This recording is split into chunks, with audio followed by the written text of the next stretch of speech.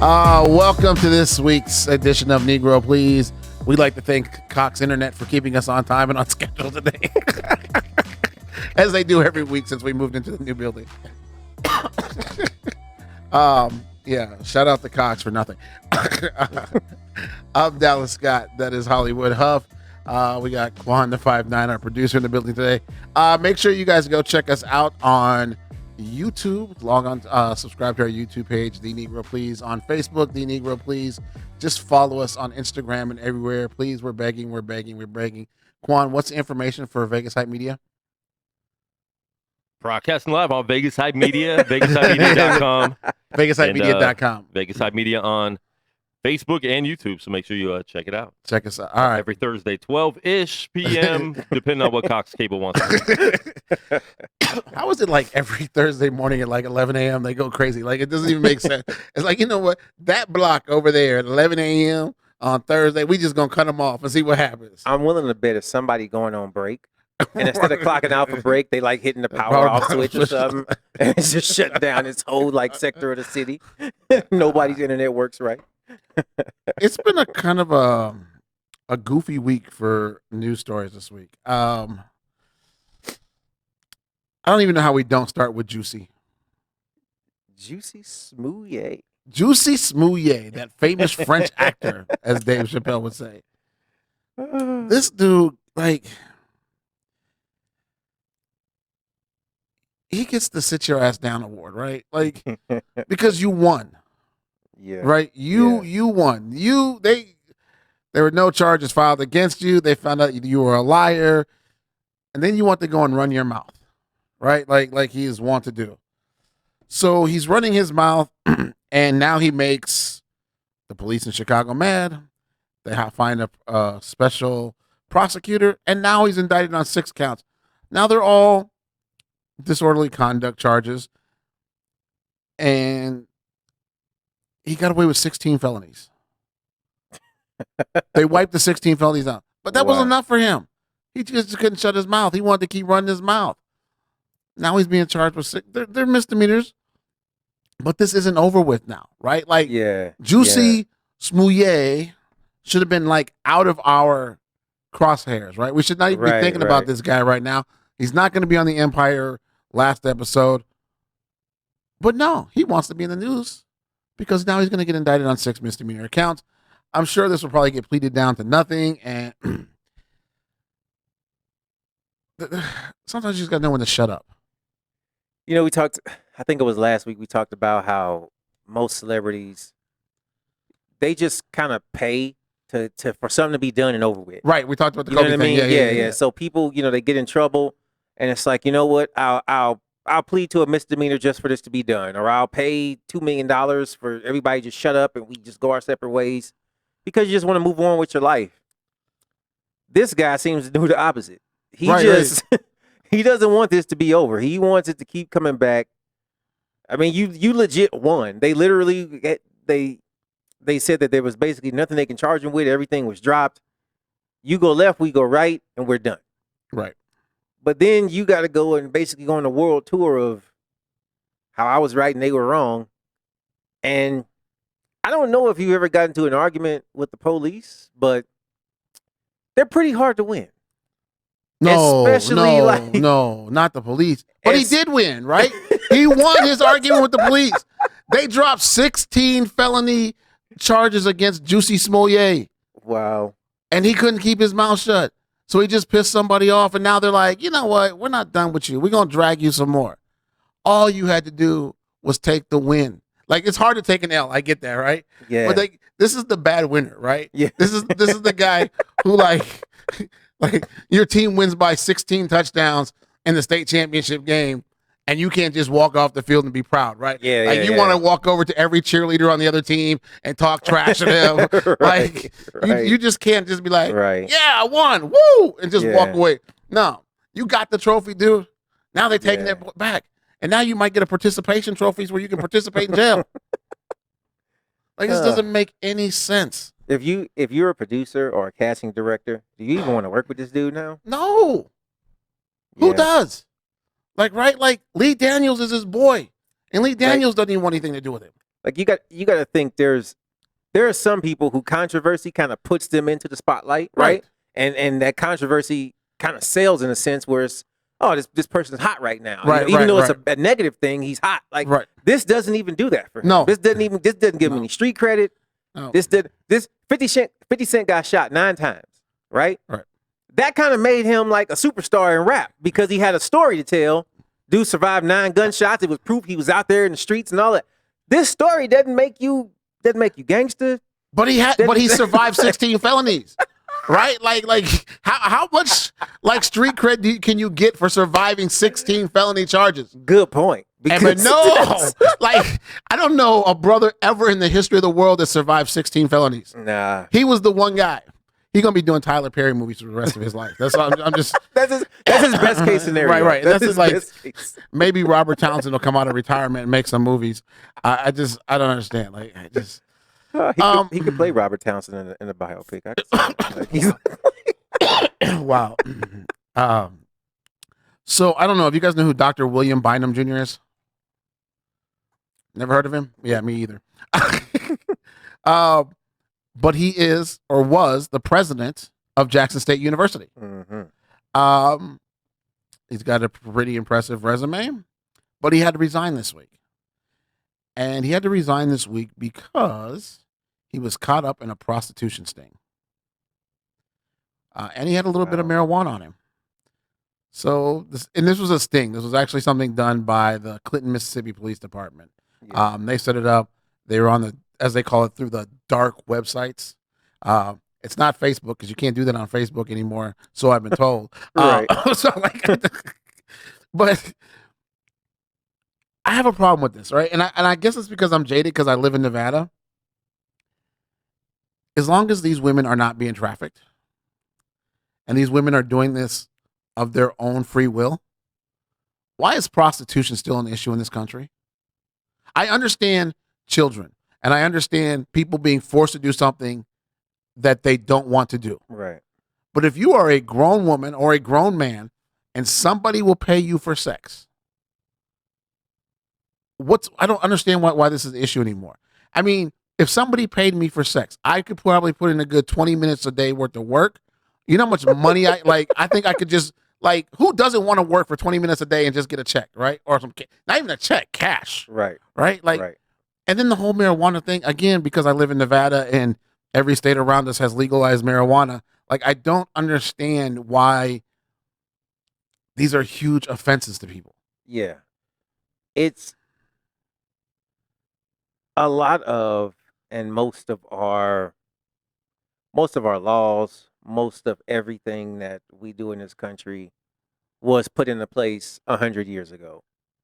It was, at the time, we were bored, wasn't a lot going on.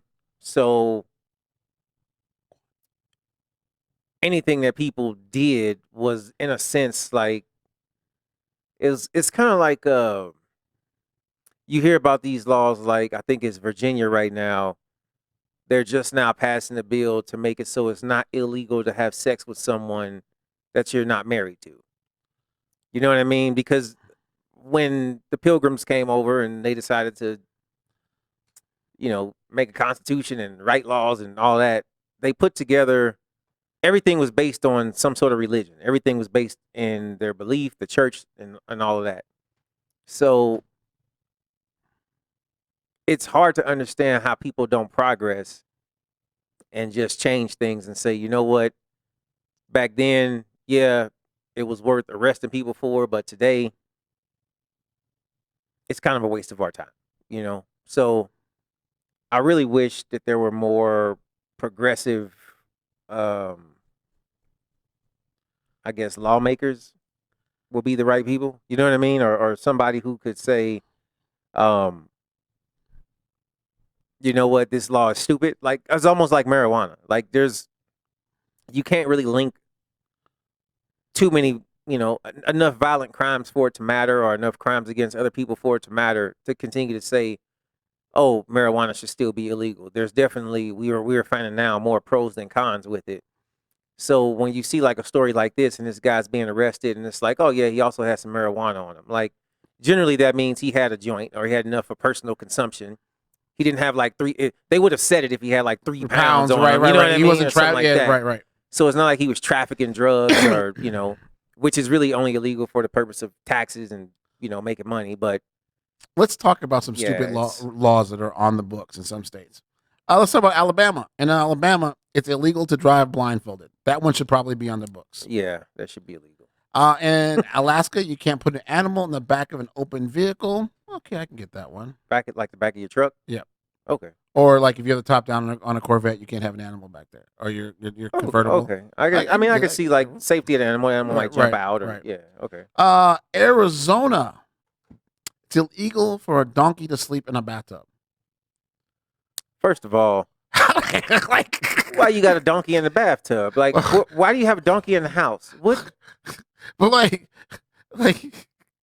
I guess in 1920s, a local dam broke, flooding a rancher's home. The rancher's donkey had become accustomed to sleeping in the bathtub, which filled with water and whisked him miles away. After working to rescue the animal, the town passes law, which is still in place today. So one guy. Yeah. So one time there was like a freak accident. Yep. And a donkey happened to be in a tub, and the tub turned into a boat. And the donkey, I mean, what did this donkey do when the boat landed? Like, did he get out and wreak havoc? Like, what was the cause for this? They had to rescue him. You know what? This could never happen again. No more donkeys in bathtubs. What was the... How about this? Arkansas, it's against the law to honk your horn near a sandwich shop after 9 p.m. That might be related to prostitution. When we talked about this before, the word honky, because the white people would pull up to the brothel, honk their horn, prostitutes would come out.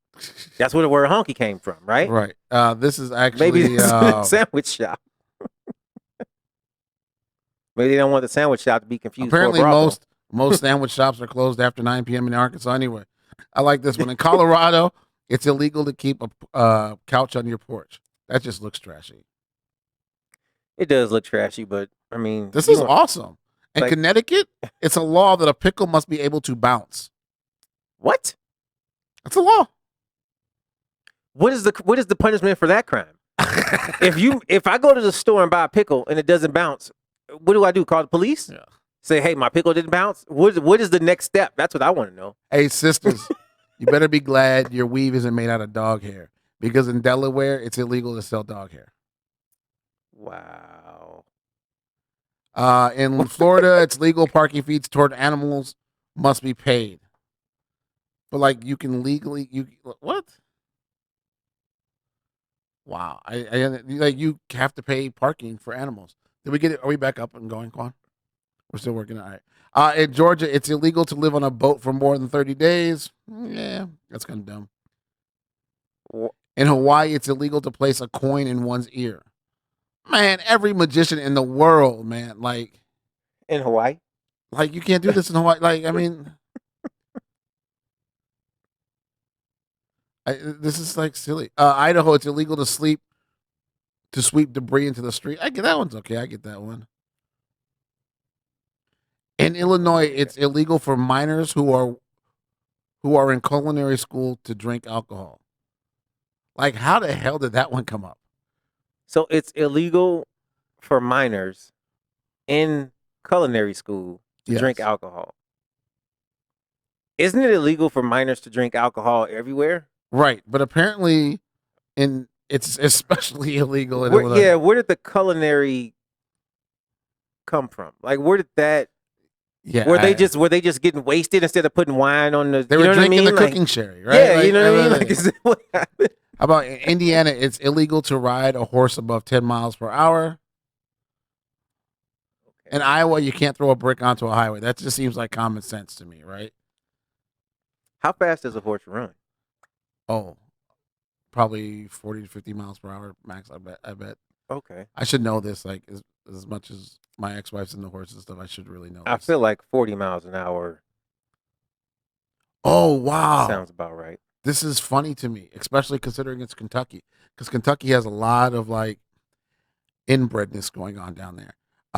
You can, if you're a woman in Kentucky, you cannot marry more than 3 times. Yeah. So after your third marriage, they're like, hey, it's You can't It's get all or married no nothing. more. Yeah. like this is. This is the last time. You can't do this anymore. I feel like that should be a law though, everywhere. Like there should definitely be a cap. If marriage is supposed to be for life, right? Right. You get. Yeah, I feel like that should be a law. There should be a limit somewhere, and 3 sounds fair. 3 sounds like a fair Like enough. you know what I mean? marriage. Like 3 sounds like Like you didn't screw this. Like you could mess up one time, like you married the wrong person or in the wrong circumstances. You know what I mean? And then, But it says women. It doesn't say men. yeah. See, that's Where right. Yeah. That's where we kind of. Louisiana. This is kind of this is one of the dumbest ones I've seen. It's illegal to send a surprise pizza. What? So like you want to, your wife's at work, she's hungry, she's busy, she don't have time to go to lunch. So you just call up Domino's and be like, I want to send her a pizza. Yeah. And don't tell her. It's illegal. And the pizza shows up. $500 fine. Wow. This just sounds like a money grab to me. This one I actually understand because I've been to the Northeast. In Maine, it's illegal to park in front of a Dunkin' Donuts. But if you've ever been Northeast, Okay. there is literally a Dunkin' Donuts every 3 blocks. Okay. Like, I mean, there are probably, and I'm guessing on this, but if I'm wrong, I'm not very wrong. There are probably more Dunkin' Donuts than McDonald's and Burger Kings combined in the Northeast. I believe that. In like Okay. Massachusetts, Maine, New Hampshire. It's Yeah. There's, I mean, I can't tell you how many times in that area, like I've seen Dunkin' Donuts like on opposite corners of each other. Yeah. So I understand that like there's just too many Dunkin' Donuts and there would be no place to park and you're taking up so you can't park. I get that. And it would just, it's amazing to me like how many Dunkin' Donuts are like. Yeah. And I never had Dunkin' Donuts until I went to the East Coast and it's crazy how many there are up there. Okay. Sleeveless shirts are banned in public in Maryland. Sleeveless. Shirts. So you can't wear a tank top. Can't wear a tank top. The only That seems exception, kind of rough. Like the only exception are the vagrants who are allowed to visit the zoo while wearing sleeveless tops. the vagrants. Who are the vagrants? Got nothing. Just I know in Virginia you get a ticket for cussing in public. In Massachusetts, you have to be a licensed and certified fortune teller. Are we back up one? No. Can I hear us still? Or is it just no video? Maybe. Maybe. If you guys can hear us, We are in somebody the let dark. us know. Right, yeah. We're still recording though, right? So we'll have the feed. We can put it up later. All right. Thanks again, Cox. They must have heard us thanking them earlier, so they just didn't really appreciate it. All right. So we talked about Dr. Bynum and just the ridiculousness of prostitution and marijuana being legal, and this guy's Yeah. 57 years old and has to lose his job over this. This doesn't even make any sense. Where do I want to go? This is tough. Let's talk about Oprah.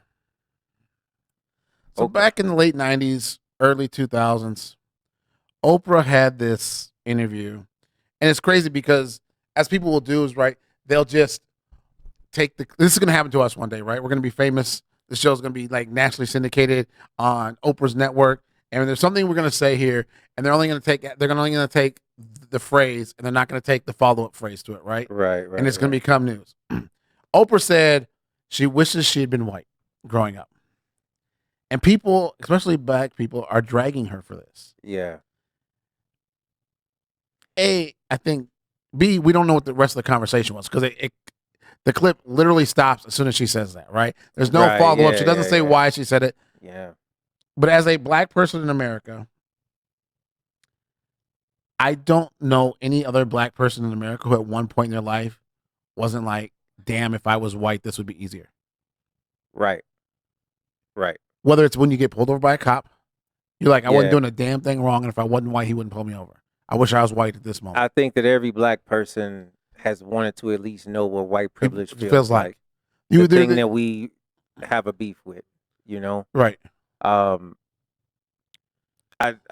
was reading this and I thought like, okay, this is all part of the we dragging Oprah now, Right. which I get it. and I understand it. And, some of these things I get on board with, some I don't. I'm kind of halfway on board here.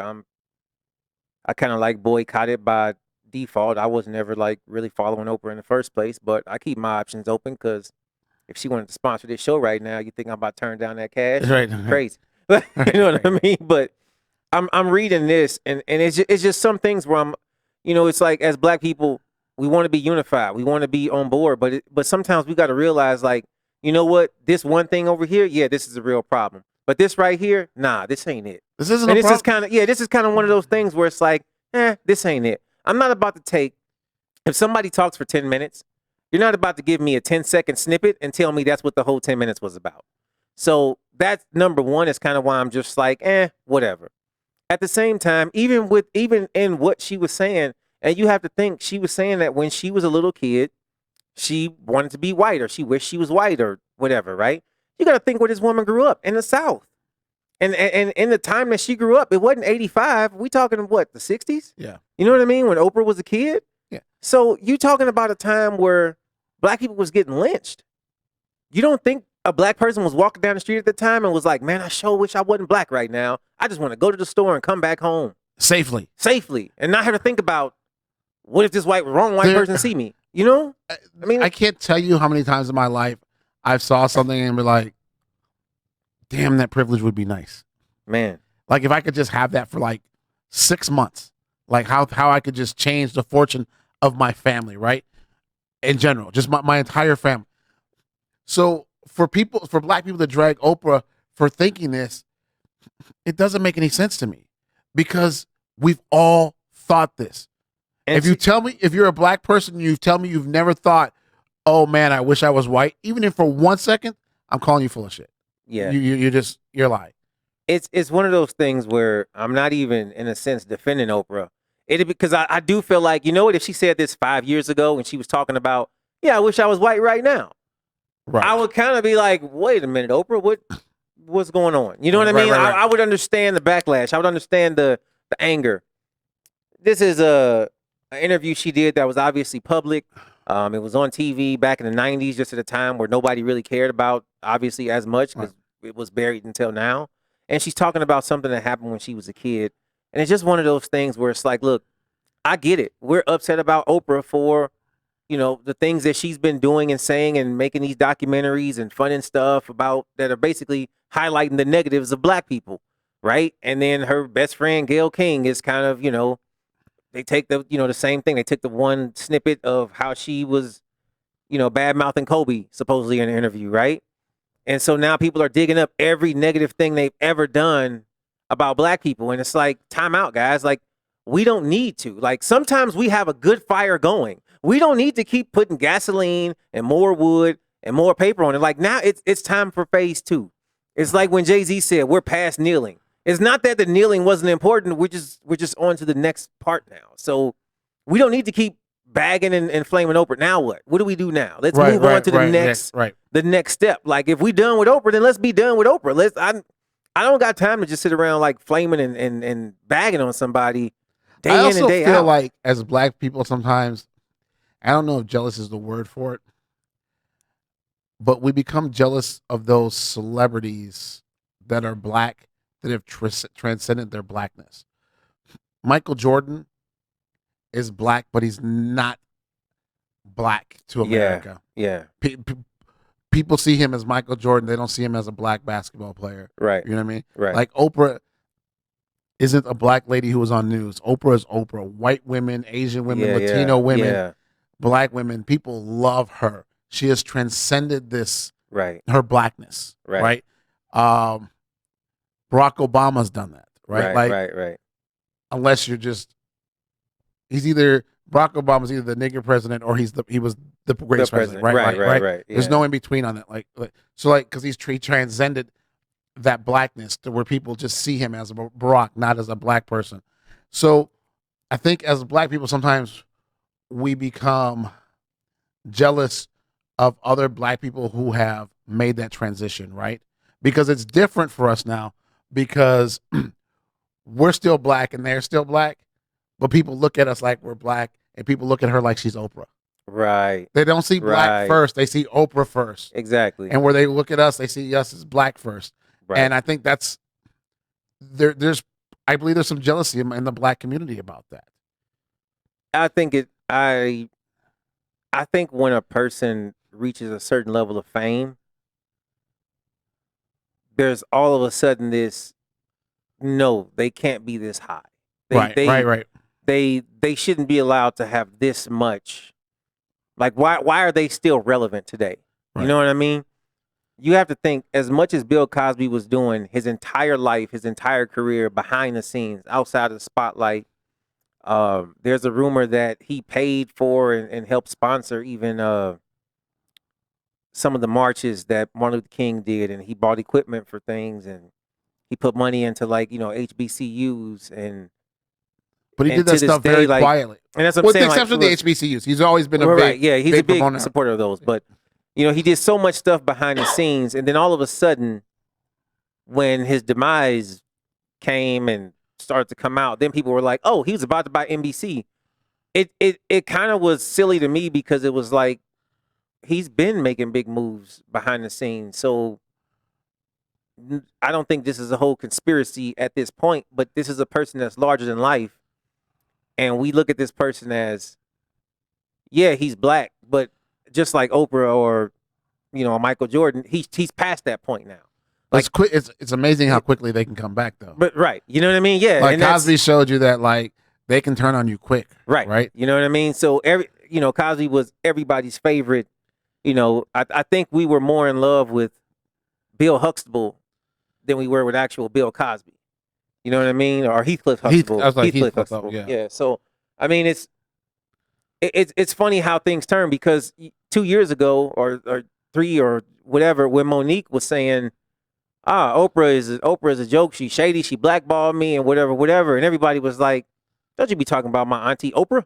Right. You know what I mean? Right. Like everybody was defending Oprah and she was the best. It's like, no, Monique, you just suck at comedy. You know, and you're getting the place you are, like, whatever. So for Monique, it was two things, right? She sucked at comedy, and Oprah turned her back. Blackballed her, right? Yeah. And it was, and it's a thing. We don't really know any information other than the two people involved in what they're saying. And I don't ever recall Oprah even giving a public speech or defense or anything against Monique. She just kind of let Monique, run and rant and do whatever she was doing.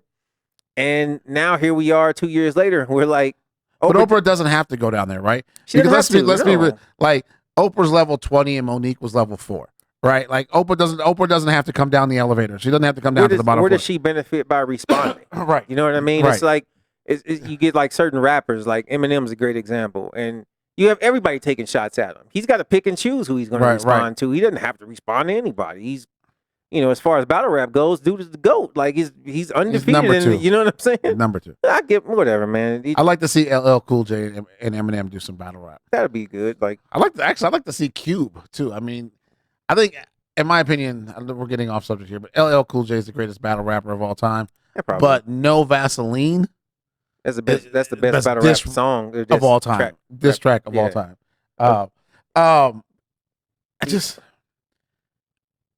I think there has to be a. We keep making Oprah money though, right? Because we keep putting her name out there, right? We keep making Oprah relevant, and this is weird. I know she owns the own network and she has her own paper, has her own magazine and stuff, but is Oprah really relevant? She's relevant. She's relevant in the sense of a Tyler Perry or a Harvey Weinstein or even I'll say a Tom Hanks, because they have big production money. They control big parts of media. They're behind the scenes and they make huge moves happen with or without their name on it. You know what I mean? Like, but I feel like Oprah hasn't really done anything in the last I don't think Oprah's face has been attached to anything that we collectively as people have thought that, man, we couldn't live without that. Right. You know what I'm saying? Like, I don't think that I think if, and God forbid, I won't even say die, just say Oprah retired tomorrow and she decided to not do anything else. I can't think of anything that I or anybody I'm close to watches or participates in that she was funding that would end, and we would be like, oh man, it's over. Like, you know what I'm saying? Well, except some of those bad Tyler Perry shows, like Yeah, she had a hand. Yeah, Yeah, she- she popped her face up, and Right. yeah, it's she- just enough for me to go. Is that Oprah? Oh, that's Oprah. Ah, okay. Yeah, you know, it's I keep talking about Tyler Hey. Perry, but like I'd work for him. I'd do a bad movie, like because I'm a bad actor. So like I feel like Hey, it man. would work and play. Like I don't know. All right, so let's go to your boy, Michael Bloomberg. It ain't my boy. This is your boy It ain't my boy. running for president of the United States of America. He, In true president fashion. we really try to stay away from politics here. Like it's just because it's just honestly people are extreme left and extreme right, and most of us are like somewhere in between, right? Yeah. And when you start talking extreme left, nobody else wants to hear you. When you start talking extreme right, nobody else wants to hear you. Right. But there's some things that people just have to pay attention to, right? Yeah. Michael Bloomberg, who's not going to win the nomination, by the way. In fact, he was very vocal about the point that the only reason he ever ran for president is because he wanted to be able to talk trash to Donald Trump. Like, so, like, this is just $2 billion. This is how billionaires, you know, this is how they play the dozens, I guess, right? Right. But Michael Bloomberg has got black senators endorsing him. He's for the black people. And I'm so sick of politicians being for black people because you haven't done anything for black people in a very long time. And Preach. it's so ridiculous.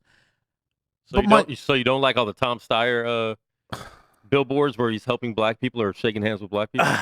So Every single one. dude, Tom Steyer. This was funny. He's trying I very can't- hard. I see, can't you're gonna get us somewhere now. Like now we're going. Like I was trying to stay off of Tom Steyer, No, right? he's trying For- really hard. So like I don't have cable, right? I just have I have like apps I watch. Like I watch the Pluto app and stuff. Every damn commercial on the Pluto app is Tom Steyer. Before I ever even Yes. heard this guy or knew who he was or what he was doing, was Tom Steyer running for. I'm like, who the hell is this guy? Like, so I have to Google this guy because I've never heard of him before. This dude is running on the most ridiculous platform ever. He's just basically running on the "I'm a better rich guy than Donald Trump" platform. Yeah. And And I like the blacks. and I like the blacks and the browns. He's trying really hard. He is, and it's like, and he's got like every low-level state senator from South Carolina and Mississippi endorsing him. Gosh. The But this problem is- is he's trying so hard that he's going to end up doing something racist, thinking he's He's doing something- something to. Yes. Yeah. He's not going to win the nomination. He's like so Not at far all. behind it. But like this dude, like my favorite commercials of his are like, "I'm going to expose Donald Trump for what he is, a fraud." I'm like, everybody's already We exposed already him. know. Like, that's you're not that's- doing anything. I mean, if it ain't hit y'all yet, like that's why everybody is so upset. Is because we know exactly who this dude is. We know everything about him. Like nothing is a secret. Like you want to talk about, like this is the one thing I give our president right now. I have to give him credit because when they talk about things being open and obvious, like everything with him is open and obvious. Even the secrets, which make things open and obvious. Yeah, you know what I'm like- saying? Like it's Like you're not exposing anything. He's already exposed. There's People are nothing- gonna what do you- like just stop. My cousin on here, Brandon, is in the chat talking about vote for. I'm not voting for any more oh my old gosh. white senators or congressmen. I'm not. And unless it's Bernie, and I really don't even want to vote for him, but I'm just so sick of the BS that goes on in Congress. So like I swear, like I wish we could get everybody in America just to vote for pick one random guy. His name is Bob Smith Yeah. from Toledo, Ohio. Yeah. I don't know if he's Republican, Democrat, Independent, Green Party. I don't know if he's gay, straight, if he's I don't Right. any of this. I don't care. Just pick a random guy and let's everybody vote for him.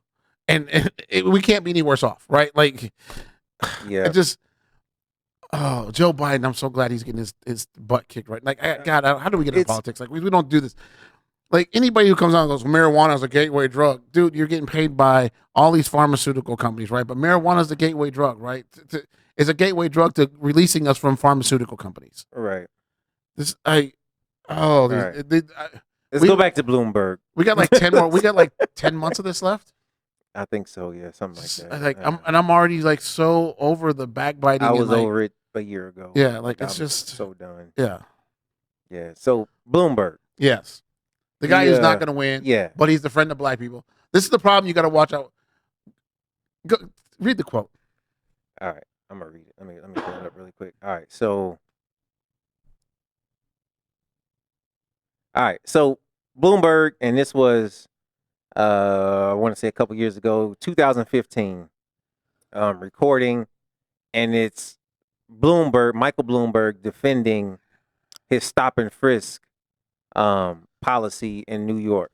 First of all, though, for those of you who don't know what stop and frisk was, it essentially it's been repealed now because it's been found unconstitutional, but it gave police officers the right to stop and frisk anybody they wanted to at any point. For any reason. Whatsoever. If they saw you, they could say, stop, get up against the wall, and I'm going to frisk you. I'm going to pat you down. It's been declared unconstitutional, but the problem with it is this. All right, so it's Michael Bloomberg, and he's speaking to like a council. I can't remember what the name of the event was, but he's there. He's giving his basically why he's saying stop and frisk works. And he says, quote, "You've got to get the guns out of the hands of the people that are getting killed. You want to spend the money on a lot of cops in the streets, put the cops where the crime is, which means in minority neighborhoods. So one of the unintended consequences is people say, oh my God, you're arresting kids for marijuana that are all minorities. Yes, that is true. Why? Because we put all the cops in the minority neighborhoods. Yes, that is true. Why did we do it? Because that's where all the crime is. And the way you get the guns out of the kids' hands is to throw them against the walls and frisk them." Then he adds, 95% of murders, murderers, and murder victims are male minorities between 16 to 25. Now, first of all, that's not true. The 95% murder thing, right?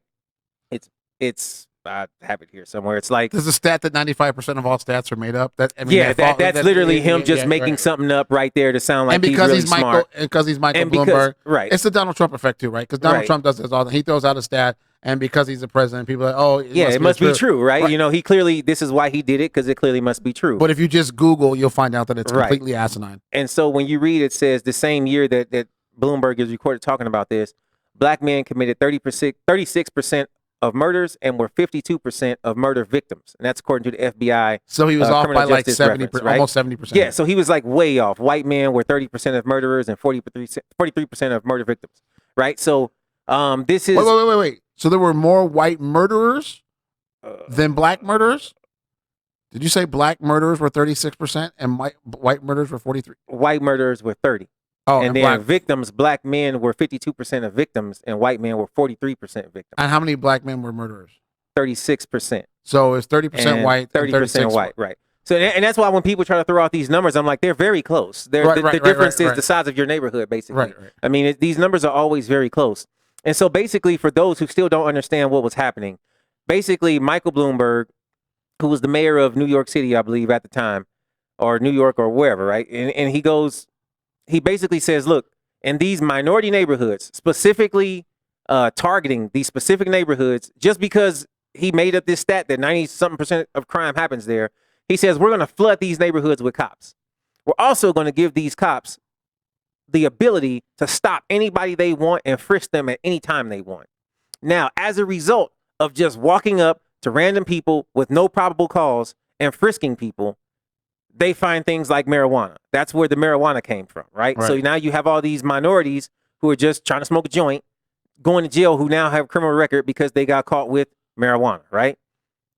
In essence, you're going to also find some bad kids. You're going to find kids with guns, knives, weapons, things like that. However, doesn't mean that they were about to commit a crime. Some of these kids, if you ever lived in an urban environment, you have a weapon sometimes to just protect yourself. It doesn't mean you're in a gang. Doesn't mean you're selling drugs. You're not going looking for trouble. You're not looking for trouble. You just know, look, if 5 guys try to jump me, I'm going to pull out my shank or I'm going to pull out my pistol and hopefully I can get away. And I mean, I grew up in an area like that. Right. I mean, sometimes you just have a weapon, not because I'm looking for trouble, but because I might have to defend myself, right? And my 2 fists aren't going to beat 10 fists, all right? So that's neither here nor there. The point is, when he specifically is saying minority neighborhoods, and these minorities between the ages of like 16 to 25, that's where there's a problem. That's when it becomes predatory. That's when it becomes actually illegal. And that's why the Department of Justice made them or stopped them from doing this, why stop and frisk is now illegal. It's no different than if a cop shows up to your house and he says, hey, I want to search your house. What's the first thing you're going to say? Do you have a search warrant? Right. Right. So as a citizen walking down the street, if you're doing no crime, committing no crime, you're minding your own business, you have that same right. Why you don't have a probable cause to stop and search me? But these police did. Right. And he's purposely sent them to these minority neighborhoods on purpose. Now, what would have happened if, let's say, he sent these same cops to an Italian neighborhood, an Irish neighborhood? Right. You see? And this, like, you went looking for trouble and you found trouble, right? There was no trouble there until you went looking for it. Right. So when I was a kid, my father's family's from South Carolina, and we went to a family reunion down there one time, and I don't remember what happened. And it was something racist that happened, and I looked at my cousin Effie, and I said to her, I was like, I'm so glad I don't live down here because I don't have to deal with this every day. Yeah. And my cousin said to me something that stuck with me for 30 or 40 years, however young I was when she said it. Well, she said, no. And this is Michael Bloomberg right here that she's about to describe. She said, when you're down here, you know they all hate you. But when you're back home, you don't know which ones will stab you in your back. So in essence, she was saying it's much better being down here where you know, instead of up top where you, in the north, where you drop your guard and then get stabbed in the back. Michael Bloomberg is that guy, right? Right. That is pretending to be your friend as a black person, but is stabbing you in the back by destroying your community. And the funny thing is, he didn't even apologize. He's just like, this doesn't really reflect my commitment to criminal justice reform and racial equality. Like, really? No, really? This was like your big thing when you were mayor. Like, this was one of your big hurrahs. Like, you broke the Constitution. Right. You violated people's rights. And the thing about this was, when stop and frisk became a thing in New York, other places started to do it. They didn't call it stop and frisk. Yeah. But it was like, well, if they're getting away with it in New York, we're just going to go ahead and do it down here. And we're going to do it in Vegas. We're going to do it in Atlanta. We're going to do it in Baltimore. We're going to do it in Omaha, Nebraska. We're just going to do it. And when we talk about systemic racism, this is a perfect example when the system is literally, like, they're literally telling police, when you see young, black, brown men between this age group, stop them and frisk them. Right. Can you imagine you live in a place and you walk, let's say, 3 blocks to work, right? 10-minute walk from your front door to your place of work. And every day, probably, let's say you make 10 trips. You go to work 5 days a week. You got to walk there, come back, right? 5 trips there, 5 trips home, 10 trips. Out of those 10 trips, you get stopped and frisked 7 times every single week. To the point that you just leave the house knowing I got to leave 10 minutes early because I'm going to get stopped and frisked, right? Right. There are so many stories of young men who have gone through this and they are literally traumatized right now. And people be like, well, why do black people hate the police? Well, here's a good example. Right. Right. So, because you sent them to us to look for us to do something wrong. They purposely sent them to these neighborhoods, flooded the streets with the police, stop and frisk. And it's not like you get a pass to say, you know what, we stopped and frisked him yesterday, or another cop stopped and frisked him this morning, so don't stop and frisk him on the way home. Right? You know what I'm saying? Freddie just put in the comments on our Facebook feed that my cousin explained Republicans versus Democrats, right? Because you know the Republicans hate you, but you don't know which Democrats are going to do something to you behind your back. 100%. Yeah, that's a great analogy, Freddie. Like, you ever get like a fix-it ticket on your car, right? Yeah, you get that fix-it ticket and you haven't got it fixed yet, but next time you get pulled over by the cop, right? You can show them, hey, I just haven't had a chance. I got the ticket already. Yeah, and 99% of the time they'll be like, get it fixed. All right, right. You don't get a fix-it ticket for stop and frisk, right? Yeah. You know, like, it's stopping. Yeah. Fix being black. Yeah. Fix being 17. Yeah. You on the corner of 29th and Mabel on the 29th Street side. Right. You get stopped and frisked. You go around the corner to Mabel and get stopped again. You're like, damn, dude. And listen, these are black people we talking about. So sometimes us black folks, when we 35, we still look 22. Yeah. I mean, it just happens. Black don't crack is a stereotype for a reason. Like, you know what I mean? Right. So it's not like this. It's not like you turn 26 and all of a sudden like, oh, I'm not going to get stopped and frisked anymore. No. Like, no, it's going to happen. We've complained. There's a thing called driving while black. We've all heard the jokes. It's funny until you're pulled over for driving while black. Stop and frisk is walking while black. Yeah. That's literally what it is. And it's not. Here's the thing. It's not even a conspiracy. It's not a myth. It's not an exaggeration. It's not something we made up. We have a recording of the guy who made it talking about it.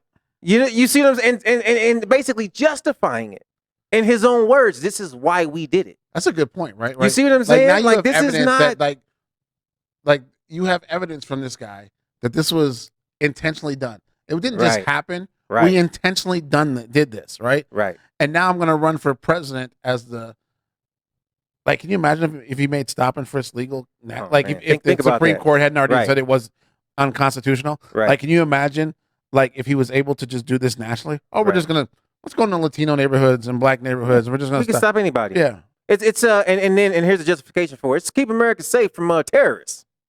Because the minute we mention terrorists or immigrants or something like that, all of a sudden people are like, you know what? We do got to stop those terrorists from coming through with the immigrants. And come on, man. Like, then he becomes a Republican though if he says that, right? Oh, of course. Yeah, he can't. Right. Can't. Let's talk. This is. Ooh, this one's tough for me. So, Dwayne Wade, had or has a son, whose name was Zion, who is now named Zaya. So, his son identifies as transgender and identifies as a girl. His son is 12 years old. Yeah. And this is so tough. This is because we're talking about kids here, right? Like, and you try to be respectful. So, like, my daughter, she grew up with a really good friend of hers that was transgender, female to male. And essentially in like junior high and high school, my daughter was like her only real friend, you know, and her mother was always so grateful that my daughter Dallas was her friend, right? You know what I mean? Like or his friend. So he always had a friend, you know, like he didn't have to go through the salon. Like, you know, they'd spend the night at each other's houses and, you know, like so many kids like this don't have friends, right? Because it's weird to people. Quan, go. Feel free to jump in here. I know this is a near and dear subject to your heart. I am 100% for supporting your child, right? Right. Because and I don't want to like people make these religious things. God did make mistakes and blah. Forget all that, right? Like we're talking about a child here, right? Right. You have a child that's obviously going through some stuff, right? And this child believes he's a girl, that's fine. And to me, Dwayne Wade has two choices here, right? He either supports his child and provides a loving home for his child, or he says, this is ridiculous. And you're going to be a boy because God made you a boy and blah, blah. Right. Which puts this kid who's already probably under some stress that none of us can understand. Yeah. Under more stress, right? And then we see kids like this all the time who end up commit suicide because people didn't understand and they didn't know how to express themselves. But he's also 12 years old. Right. This is like, I truly believe you have to support your child here, but at some point, like, can you make life decisions at 12 years old? Let me say that. Go ahead. My daughter's friend did make that decision at probably around the 12 to 14-year-old age, and is like 19 or 29, and is full blown male now. Like, got a girlfriend, all that's so like he made that decision, and he's doing well in life. Like he had a very supportive family. He's not having really any psychological issues. He's not feeling depression. None of that stuff's going on. But 12 years old. So this is my thought on it. And it was funny because I was reading about this. And at the same time, I was picking my daughter up from school. And we go through the little drive line. I just pull up. They call her out. She comes, gets in the car. So I'm sitting there and I'm reading the story while I'm waiting to pick her up. And my daughter's 9, my oldest 9 years old, right? 2 days before. So this was Tuesday.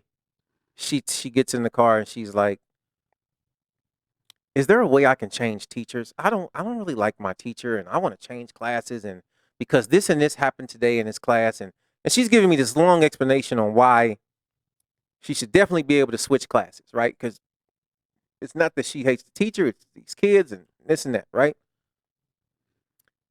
She gets in the car on Thursday, and it's right as I'm reading this. And the first thing she says is, you know what? I don't want to change classes anymore. I think my teacher's pretty cool, and she said this, this, and that, and I'm going to stay for the rest of the year. And I was like, wow, this child just changed her mind without any influence from me. I mean, I gave her some pros and cons and told her she probably wouldn't be able to change because it's almost the end of the school year. You know, it's past the halfway mark. But I didn't say like she absolutely could or could not, or she shouldn't or whatever, you know. And when she says this, I think, and I'm thinking about this kid, what the hell do kids know? Like how do you even know? I'm 40 and I don't even know. You know what I'm saying? Yeah. Like there's so much in life we just don't know. And I keep looking at this and I hear all these parents who are like, oh yeah, my 6-year-old decided that he's a girl now, and so this and this and that. And I just always think like, how are y'all raising y'all kids that y'all are having these in-depth conversations and trying to teach them the magnitude of the decision that they're making at such a young age, when these are people who literally can barely do math problems, who literally have no idea how the country or the government works. They can't drive a car. You wouldn't leave them alone in the kitchen with the stove on for more than 5 minutes. I mean, they can't operate a microwave without parental supervision because they're 7 years old, they're 10 years old, they're 12 years old, and you're allowing them to make decisions that are going to affect them for their entire life. Would you leave that child at home if you went out on date night by himself? I mean, my kids at my oldest is 9 years old. I think that she could probably handle being at home by herself, but I wouldn't trust her at home by herself. I wouldn't feel safe with her being home by herself. You understand what I'm saying? Like, we're allowing, and it sounds like I'm anti this. I'm not for or against this either way because I don't have an answer, so I don't know. Right. But if you can't trust a child to be left at home by themselves for 5 or 6 hours while you go on date night with mama. Right. Like, can you really let that child make this type of life decision? And I think that is in essence the huge part of it is where, because this is a way bigger decision, right? Yeah. Worst thing happens, they burn down the house, right? Like right. Yeah. You know, I mean, you got insurance, you'll get a new house. Hopefully they get out and, you know, they're smart enough to run outside in the street and now fire. Right. But like, I don't, this is such a tough one because I get that you have to be supportive of your child here because there's so many, we need to have a psychologist on the show. We do. Because a child psychologist specifically on this show because I feel like there's so many questions to ask here. Like, yeah. I mean, when I was 12 years old, I think I still want to be a Laker. Like, I don't. Like, I'm torn between this huge, and I even mentioned something like this in the sports group where it's like, dude, look, this is Dwayne Wade that's in his house. I'm more worried about my neighbor who, in essence, is 50 feet away from me, and the only thing separating him is the walls of our house, right? So I'm more concerned in reality about what's going on in my neighborhood. Are my neighbors selling dope? Are they psychopathic killers and pedophiles? Like those are the things that I'm losing sleep about at night. I'm not losing sleep about what Dwayne Wade and his kids are doing. Right. But at the same time, when they bring these things public, when they come out and they want everyone to know, like, hey, this is our child and look what our child has done and look at this thing, and there are other kids watching and other people watching, and they have so much influence to influence people who may have been on the fence about something, or may have just thought about something, or may have never even considered it until they come out, that's where I become torn with it. Because it's his family. You can raise your kids however you want. And I mean, I'm not allowed to tell this man or this woman how they can raise their child. But at the same time, if there could be if I could physically, let's say I could physically abuse my child, right? Mentally. And Child Protective Services can come and say, look, you're an unfit parent because of your verbal and mental abuse to this child, right? The way that I've not beat them, but I've abused them, like just verbally and mentally, and in a sense, tortured them, right? Could something be said in the same aspect with this child? Because this is a child. Where did they get the information from to come up? Like when I was a kid, nobody was like, I mean, of course, the option, I don't even think the option was there when I was a kid. But like, even with my kids, I don't think my kids we've ever even talked about, I don't think my kids know what a transgender is. I don't think my kids are even sure what a gay person is, because we've not had these conversations like in depth to the point that they could make a decision and go, you know what, Dad, I want to be a boy now. Right. You know what I mean? So what type of life are people living where their kids are being a part of these conversations, are being a part of this makeup? You see what I'm saying? When I was growing up, like, and I'm sure a lot of other people heard this, like, kids weren't allowed in grown folks' conversations. Right. And I feel like this is a 12-year-old having a grown folks conversation. And again, I mean, the child is who the child is, right? And I just, next year, if he decides that he doesn't want to be Zay anymore, that he wants to go back to being Zion, because let's say he hits puberty at 13 years old, 14 years old, and all of a sudden there's some girls that he likes. The question is, A, does that do psychological damage to you to go back? And you've already told all these kids that you know that you're a girl. Now, how does that set you apart for them socially in school and stuff? Right? Because now you want to date a girl, right? Yeah. Because now you open yourself. I mean, kids are mean. Let's just be real. Like, right? Like, yeah. I saw the little girl on Ellen the other day who somebody stole her pencil, her perfect attendance pencil. Yeah, and she got on Ellen. And I love Ellen, by the way. Like, I wish I had millions of dollars to donate to Ellen so she could do more good, because I think she just does a lot of good. I think Ellen's great. Yeah. So I almost want to be mean to somebody sometimes just so they can go on Ellen and get some good, cool stuff. Like, but I don't understand at 12, like, these are like lifelong decisions. I think that's the issue that a lot of people are having is more so the age of the child. Because if it's an adult, we don't care. Right. If this was Dwayne Wade saying, you know what, I'm a woman, and Gabrielle Union's my lesbian lover, we kind of just look at it like, whatever, D Wade, do you, bro? Like, you know what I mean? Like, nobody really even cares. You know, it's just, okay, D Wade is now Diana Wade or whatever, right? You know, but when it's a kid, this is, you know what's so tough is, like, they always, a lot of the people who come out as transgender or gay or something, and they say like, oh, it just hurts so bad to not be who I really am. And I wonder, for a 12-year-old, is the pain of not being who you really are, is that less than the pain of being bullied? Because you're not going to school under ideal circumstances. Right. You're not going to a school full of transgenders. Well, you're going to school with kids who, you know what I mean? Put this out there, right? This is Dwayne Wade's kid. Yeah. So he's gonna be afforded. I mean, some he could be privileges. homeschooled. He can, No, but I mean, even that. But he's probably going to a private school. Yeah. With some very rich kids. But his daddy's probably the biggest celebrity in he's probably he's the hero at school. Yeah, I mean, that's D Wade's kid. I mean, yeah. Like, and this is gonna sound like I'm not.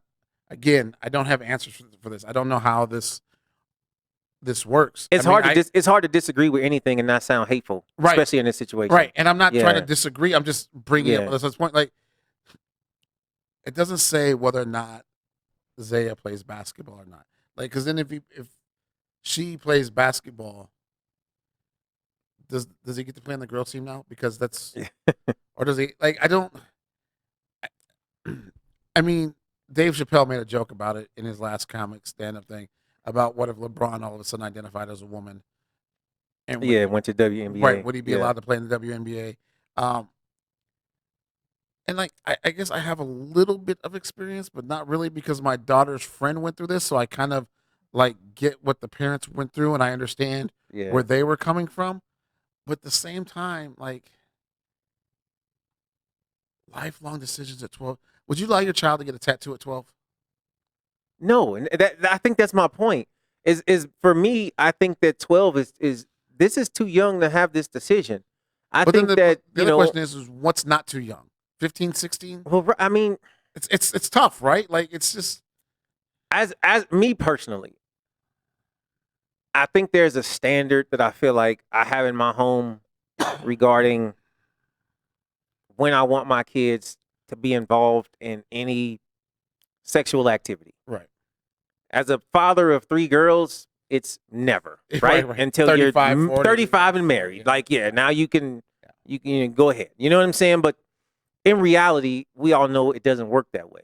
So my ideal thing is you live under my house. I mean, you live in my house. You will operate under my rules, right? There are certain life-changing things that my kids may or may not want to do, similar to get a tattoo, right? Right. Become a man. I don't know. You know what I mean? Like, just other things. And I'm going to have to tell my kids, this is a decision you will have to wait for until you're older. You're an adult yourself. Right. Because whether I agree with it or not, I will not allow you under my responsibility as a parent to make this decision until you are an adult. I remember I was a teenager, and a lot of my friends had like jerry curls and earrings, like gold teeth. Like, these were all things that people around me grew up. I remember on separate occasions asking my mom, can I get a jerry curl? You know what I mean? Mom, can I get a gold tooth? Mom, can I get my ears pierced? And my mom would always tell me, when you turn 18, you can do whatever you want to do. But right now in my house, no. I came home with my ear pierced, and my dad made me take the earring out. Like, just wasted your money. Yeah. Like, like, so it's such a like. And again, this is tough because, right, like, if Dwayne Wade goes hard left the other way, right, and he's like, no, you're gonna be a boy because God made you a boy, and now this kid is going through mental and psychological stress, and is feeling alone and depressed and suicidal, like, what does he do then? Right? Like, this is such, as a parent, I'm glad I've never been put in this situation, right? Because this is such a really, really tough spot. Yeah. Because do you just go with it and hope he grows out of it? But by going with it, are you encouraging it and allowing it to happen? Anyway, like, and if you, I don't know what the answer is. I guess as a parent, I think I would just have to be supportive. Like, I mean, I don't, and hope they change their mind, or if they didn't, just understand that we've been going through this journey for a very long time, and 10 years at 22, 23 years old, they're still going through this journey, then that's where the journey led to. I just, as a parent, there's no easy answer. I don't think there's like a firm answer either. I believe that I'm such a strong believer in everything being a case by case scenario. 100%. And I feel like the way that D Wade will handle his son, this specific child will be a little bit different, and maybe the way he handled it with one of his other children. I know for me, the way that I could discipline my oldest child is a little bit different than the way I could discipline my middle child. If I want to discipline my daughter, I just take her cell phone away from her and watch her lose her ever loving mind. Right. I could take my son's cell phone away and he wouldn't care. He wouldn't care. You know what I mean? And so it's, he'd be like, "Good, I don't have to answer your phone calls." Right. Right. All kids are different. I mean, in a large perspective, all people are different. Situations are different. I mean, if I had the money that D Wade had and the opportunity and the reach, some of the things I'd be doing with my kids would be a whole lot different. You know what I mean? And who knows where that could lead to? Like the life that they live could just be so open and honest and different than what we as kind of the average citizens of the world, the way that we live our lives. Who knows what kind of influence and people that their kids have come across? Right. You know what I mean? Right, Like right. their kids could be some straight up undercover geniuses or something. Right, You know what I mean? Like we don't know. I mean, it's just so much going on, so many unanswered questions. But I feel like at the end of the day, the biggest thing is that I think people have to learn to just respect other people's decisions. I read this and I just see, man, this is a mother and a father with their child, and they're going through something and they're dealing with it. And for them, this is the best way they know how. God bless them. You know what I mean? Because at the end of the day, it's funny you say that, because I always tell friends of mine when they have new kids, everybody wants to give you advice about how to raise your kid, right? Right. I say, I'm gonna give you one piece of advice. Don't listen to anybody else's advice. Just do what you think, right? Right. Like, because right. we could all you have 3 kids, I have 5 kids. We could all tell you a million stories about raising kids, but until you've never actually been in that situation, Right. and have to deal with your specific child, Yeah. you don't know. Right. Exactly. You just Yeah, don't yeah. know. And like you said, you discipline each of your kids differently because of their own personalities, right? Right. Like if you want them to suffer as in punishment, like you're gonna do what would make that child suffer. Right. Right. Yeah. You know what I mean? Like, so I get that. I just and I wish them the best of luck. I just feel like this is just a really I'm glad he's supporting his kid though, right? Like, and publicly supporting his That's kid. it, right. Because Yeah, I think yeah. that makes a big deal for a lot of reasons. When D Wade is your dad, Yeah. you can't go to school and people can't really say anything to you right now, right? You can't be bullied on this. Right. Because D Wade's been on Ellen talking about how great you are and that he supports you, and he doesn't care. He loves Right. you anyway. So what's some bully at school going to say to you? I mean, what would we rather see? Like him supporting his child and being together, even though his child is different, and then 10 years from now they have this great relationship? Right. Or would we rather see basically 10 years from now his child is still transgender, but they don't get along and don't speak to each other because right. And the you know kid what I is mean? living on His- the streets yeah. because D Wade didn't disowned him. He can't, like he's got all kinds of shit going on. And I the one thing we don't know, because there have been situations where in my life I've told someone, look, I don't support this, but I understand you want it. Right. And I have your back. You know what I Right, mean? right, And I don't think a lot of people understand that. And again, we're not in their house. How do we know that conversation didn't That happen? didn't happen. You know what I Probably mean? happens every day. Like, I mean, it probably is. I mean, You know what I'm I'm saying? assuming that this is a Yeah. conversation like D Wade would like, all right, your girl. Like, no, this is probably a conversation they've had Yeah. several occasions over time, Right. and things that we're not privileged to, nor should we be privileged to. Yeah. Quan, can we put that picture up? Even though I don't think we're streaming anymore, but Oh, I'm live, baby. are you? I think so. Oh, I don't know. I'm not. So Cox is killing I posted this on the Negro Please page the other day. It says Hannah. It says Hannah is a home wrecker. it. You know, big old sign. Hey, I Yeah. applaud the woman who did this. But I gotta be honest, I was surprised at the reaction that we got about Hannah being the home wrecker, because it basically, for those who are listening, not watching, it says Hannah is a home wrecker. She knew that he was married. Yeah. But people, like when I posted this, I really thought that women would be like, yeah, Hannah's no good, trash, blah, blah, blah, blah, blah. But they didn't. Nobody went in on Hannah, which kind of blew me apart. Like everybody went in on like, well, where's the picture of the husband? Yeah. He knew he was married. Like Yeah. I completely, like, I feel like 10 years ago, 15 years ago, Hannah would have been the worst person in the world. Now the world's kind of like come to this 180, and we want to hold people who are really responsible for stuff responsible, which still doesn't explain the presidential situation. Yeah. But but people kept replying, and it blew me away that not one person was against Hannah. In fact, there were people applauding Hannah. There were Yeah. people asking for Hannah's phone number. Yeah. There were women saying, congratulations, you just got Hannah laid again, because married men don't care. And if she Yeah. don't care that they're married, and then other women were like, It yeah. was some comments like most women don't care. Care, Yeah. right. It was like, wow. I was like, where did this Wow. come from? Like, I am, and I guess I'm especially shocked from women, because it used to always be the other woman's fault. And now it's like, no, this man is no good. yeah, He ain't worth trash. yeah. So I want to put this up because I want to applaud people for having common sense and blaming the root of the problem instead of blaming the symptom. Yeah. And it's I always see these, and I was reading some of the comments, and a lot of them were pretty funny, but it's just, I think that's where we are now, is people are starting to, in the cancel culture that we live in, which I think is just gone way just off the rails and overboard as far as how we just are so quick to cancel people. It is good to see that, you know what, at least some people are trying to cancel the right person. Right. You know what I mean? Like it's not just, you know what? Yeah, Hannah was wrong here, but it was husband's fault too.